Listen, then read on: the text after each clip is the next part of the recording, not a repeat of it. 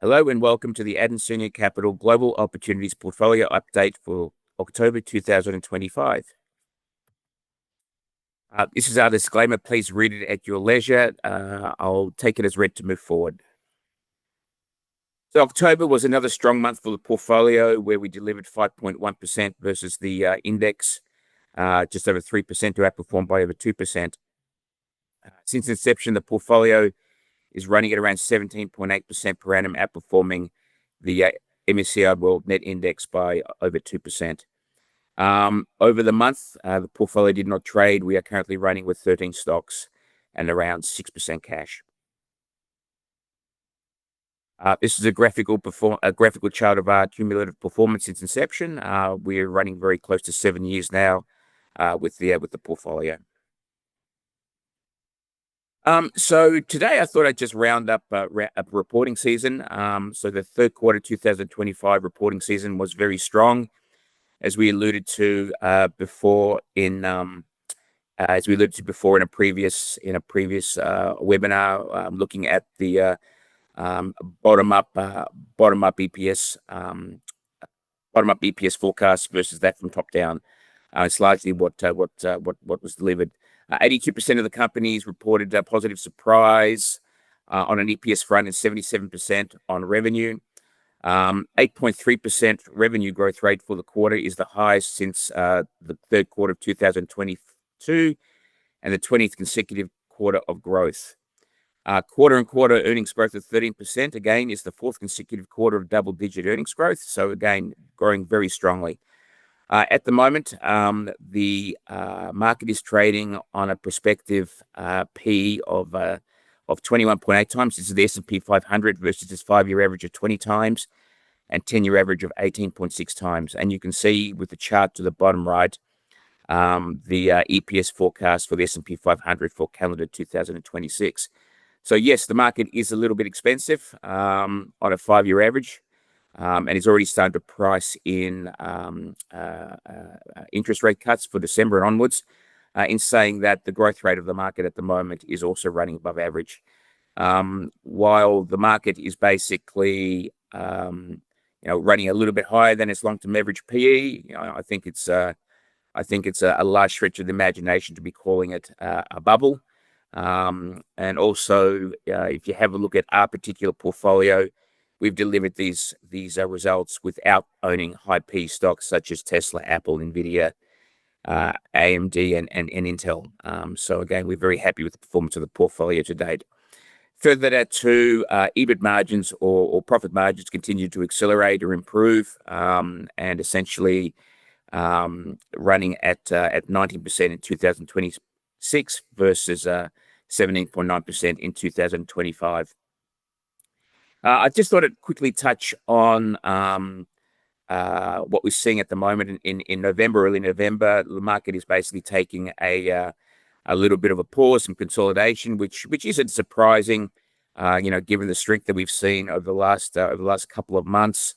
A stronger than expected jobs number has sort of questioned a December rate cut for in the US, which again has rocked the market a little bit. As I mentioned before, rate cut is being priced at the moment by the market with the current multiple that it's trading on. With respect to an AI bubble, again, a lot of talk on this. We personally just don't see it. Essentially, yes, AI is a very, very strong theme in the market, and it's driving the market principally, although the performance is broadening out in the market. But if you actually have a look at the demand for AI, it's a simple supply and demand story.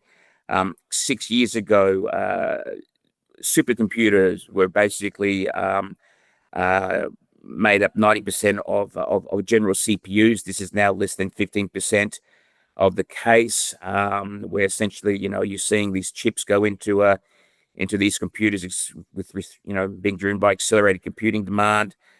Data processing and RecSys, essentially the internet is so broad. RecSys is the engine of the internet, which basically helps your phone choose or sift through the internet to basically deliver you the results that you're after.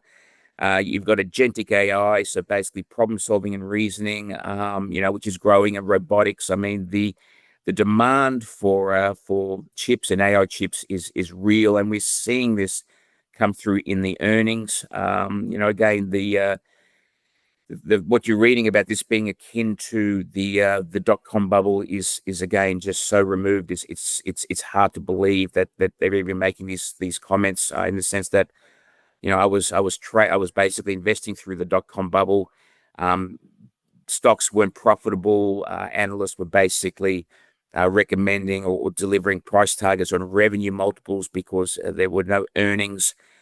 Stocks were also being priced on PPEs, potential pair price to earnings. Again, where there were just no earnings, there are earnings coming through. These stocks are being supported by earnings and fundamental first principles. I'm not saying down the track that there will not be issues around, potentially the returns from hyperscalers and data centers. At the moment, you're seeing stocks like Meta and Oracle being questioned on their depreciation schedules and the earnings the earnings impact from depreciation, essentially by running these new chips.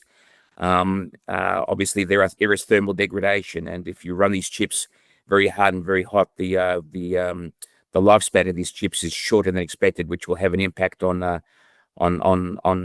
depreciation schedules and earnings, and ultimately returns. Further down the track, also with respect to data centers, there might be issues around the financing of these data centers, and essentially the rental profiles of these data centers. But look, these are issues down the track, but right here and now, the demand for chips is real, and essentially we are seeing a broadening of supply chains with Nvidia, and at the moment also with Alphabet.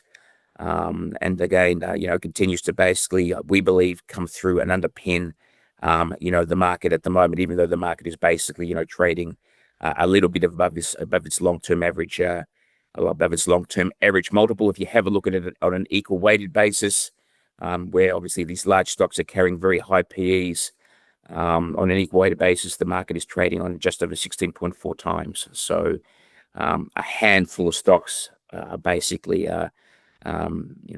supporting a PE for the market, for the S&P 500 that's above its long-term average over the last 5 years.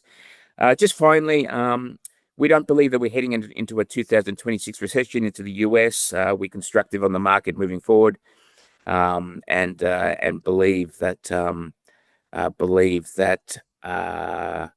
we're entering, a bull market is basically entering bull market will continue into an easing cycle for stocks, which will continue to support strong performance for the equity market, which we believe will continue to broaden out.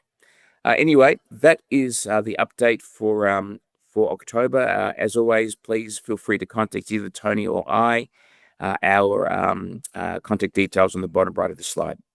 Okay, thank you very much, and we'll be in touch again for November.